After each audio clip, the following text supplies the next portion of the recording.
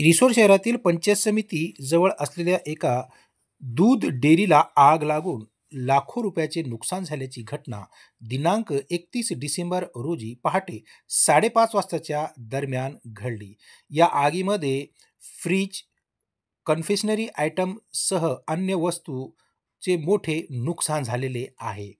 याबाबत माहिती अशी की पंचायत समिती जवळ रिया दूध डेअरी नामक दूध डेअरी असून राहुल गोरे सदर या डेअरीचे संचालक असून दैनंदिन प्रमाणे 30 डिसेंबर रोजी रात्रीच्या दरम्यान ते आपली डेअरी बंद करून आपल्या घरी गेले.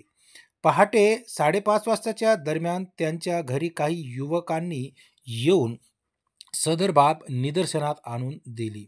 राहुल गोरे हे तातडीने अ, अग्निशमन दल विभागाच्या ठिकाणी पोहोचून ही बाब त्यांना सांगितली. अग्निशमन दल विभागाच्या कर्मचाऱ्यांनी तातडीने घटनास्थळ गाठून सदर आग आटोक्यात आणली व या ठिकाणी एक मोठा अनर्थ टळला. मात्र या दरम्यान डेअरीचे मोठे नुकसान झालेले होते.